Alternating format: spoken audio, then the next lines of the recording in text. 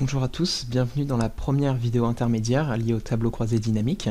Donc, je le rappelle, cette formation a pour but de vous faire découvrir Excel à l'aide d'exemples simples et concrets. Et cette formation s'accompagne également de fiches de cours que je vous invite à suivre pour que ce soit plus simple pour vous. Donc, nous allons voir dans cette vidéo comment créer et manipuler les tableaux croisés dynamiques sur Excel afin de présenter ces données et de rendre cette présentation dynamique.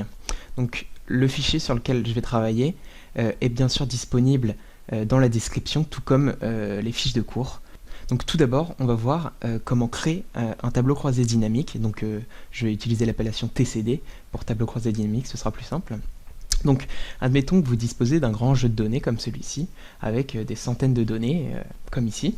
Donc c'est très simple, pour insérer un TCD et par la suite l'utiliser, donc il faut simplement sélectionner les données. Donc là, quand vous êtes dans votre tableau, vous avez simplement à faire CTRL A pour en sélectionner toutes les données. Puis dans l'onglet Insertion, vous avez ici la partie tableau croisé dynamique, enfin tableau, et puis tableau croisé dynamique ici, donc sur lequel vous pouvez cliquer.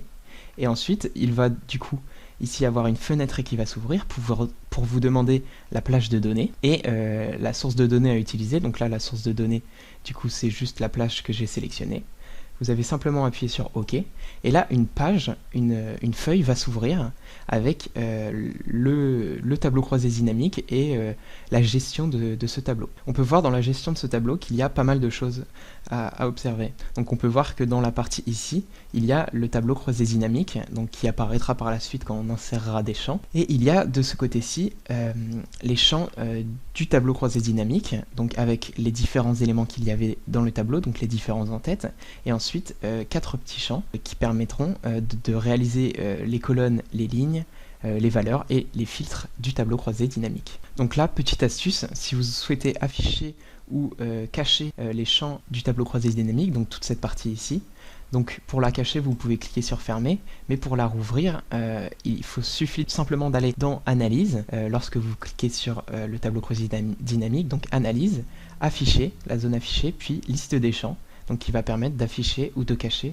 les champs du tableau croisé dynamique. Donc nous allons maintenant comprendre le fonctionnement de chacun des champs. Il existe du coup le champ colonne puis le champ ligne, donc qui vont permettre de réaliser un tableau à double entrée. Donc on va pouvoir tout de suite commencer, donc en mettant par exemple compagnie dans les colonnes, et on va mettre dans les lignes par exemple les années. Et là on peut voir que un tableau à double entrée s'est créé, donc avec en ligne les années, donc la ligne 5 et 6 avec les différentes années qu'on avait dans le tableau, donc 2008-2009, et en colonne du coup les compagnies, donc avec firme A, firme B et le total général. Mais là, comme vous pouvez le voir, il n'y a aucune valeur d'afficher, et pour cela en fait il faut simplement insérer des données dans valeur. Et donc les données qu'on va choisir, on peut du coup choisir par exemple le chiffre d'affaires, donc CA, les ventes, on peut choisir à notre guise. Donc là je vais mettre par exemple le chiffre d'affaires, je le déplace et je l'insère dans valeur. Et là on peut voir que du coup pour les firmes et les années, on a bien du coup le chiffre d'affaires qui est affiché ici. Et enfin, le dernier champ notable est le champ filtre, qui lui va permettre d'effectuer des filtres sur les données. Donc par exemple, on va filtrer en fonction des régions. Donc là j'insère région dans filtre, et là on peut voir que région est apparu tout en haut avec tous. Donc là tout est sélectionné, et si je souhaite sélectionner simplement une partie des régions, j'ai simplement à cliquer sur la petite bande pour dérouler le menu, puis sélectionner plusieurs éléments si je le souhaite, et donc sélectionner les régions que je souhaite, par exemple Est et Nord, et là tout de suite ça fera un filtre sur les données. Ce filtre est également possible d'être utilisé sur les données telles que les colonnes et les lignes, juste ici, en cliquant encore une fois sur le menu pour dérouler, et on peut filtrer aussi bien pour trier du plus grand au plus petit, mais aussi sélectionner simplement les données voulues. Admettons maintenant que je souhaite changer le format des nombres affichés ici, et que je souhaite les mettre par exemple au format monétaire. Donc là, ce qui n'est absolument pas le cas ici, on a juste des chiffres un peu dénués de sens. Donc pour les mettre au format monétaire, comme on sait que c'est les valeurs qui sont dans du coup le champ valeur ici, on peut cliquer dessus, aller dans paramètres des champs de valeur, et ensuite dans format du nombre, on peut sélectionner le format souhaité, donc par exemple monétaire, comptable, des dates, bien sûr, des pourcentages à notre guise. Donc moi je vais choisir comptabilité, je clique sur OK et là le format est changé directement pour les données. Donc, par défaut Excel affiche les en-têtes et les sous-totaux tout le temps par défaut, et si l'on souhaite rendre ça plus lisible et du coup ne pas les afficher, on peut tout à fait le faire. Donc pour ça il suffit de se rendre dans l'outil création après avoir bien sûr cliqué sur le tableau, donc création. Et ici on peut voir qu'il y a option de style du tableau croisé dynamique. Donc si on souhaite afficher par exemple en surbrillance les en-têtes des colonnes, mais on peut également afficher ou cacher les totaux générés, par exemple totaux généraux ici, et on peut cliquer sur désactiver pour les lignes et colonnes, et on peut voir du coup que les totaux ne seront plus affichés si on ne souhaite pas les afficher. Mais il y a également d'autres paramètres pour les sous-totaux généraux, si on souhaite les afficher en bas, si on souhaite les afficher les sous-totaux en groupe, et bien sûr pour afficher pour les colonnes par exemple. On peut également avoir accès à des paramètres qui sont accessibles cette fois dans l'onglet analyse de la même manière, avec entre autres la possibilité de nommer notre TCD ou encore de hiérarchiser les champs. Donc là par exemple je clique encore une fois sur le TCD, je vais dans analyse, option du tableau croisé dynamique, et je peux le nommer, ce qui va nous permettre par la suite l'utiliser pour d'autres choses. Mais je peux également monter ou descendre les champs qui sont utilisés avec dans le paramétrage champ actif.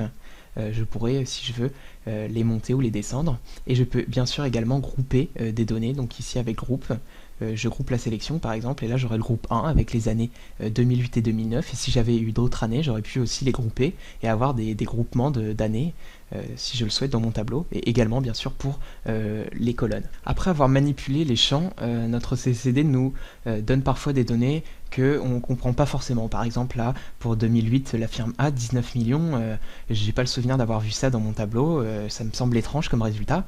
Et ben on peut très simplement avoir accès à ces résultats si on souhaite par exemple les comprendre, les avoir sous les yeux, ou même les modifier si on souhaite. Donc pour ça, tout simplement, il suffit du coup de double-cliquer sur la donnée que l'on souhaite analyser. Donc là, je vais double-cliquer sur firme A 2008, le chiffre d'affaires de 19 millions, donc je double-clique. Et là, on peut voir qu'une autre page s'ouvre avec toutes les données affichées, les données qui ont été calculées par le logiciel pour afficher ce 19 millions de chiffre d'affaires.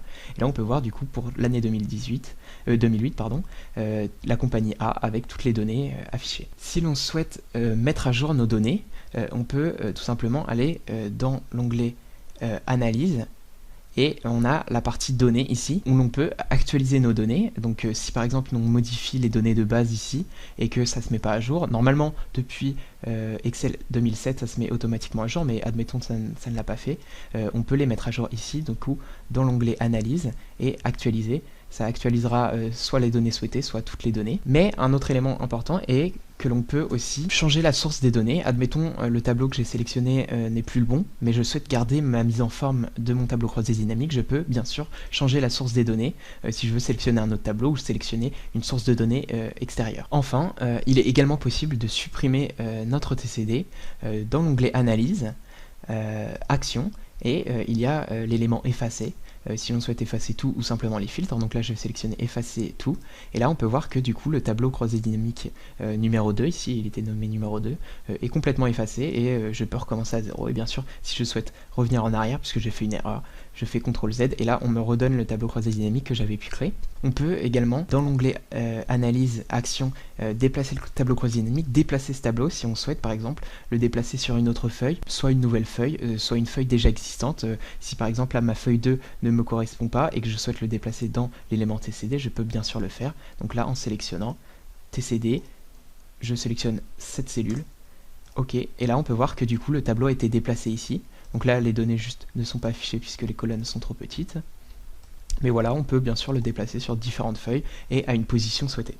Voilà, j'espère que la vidéo vous a plu. N'hésitez pas à laisser en commentaire vos questions et interrogations, je me ferai un plaisir d'y répondre. N'hésitez pas surtout à regarder dans la description pour trouver la formation et bien sûr le reste des vidéos. Les prochaines vidéos seront sur les tableaux croisés dynamiques. Cette partie s'adresse quasiment exclusivement aux tableaux croisés dynamiques, mais aussi aux graphiques croisés dynamiques qui sont très importants pour dynamiser vos données et faire des présentations très propres et très pro. Voilà, je vous dis à bientôt.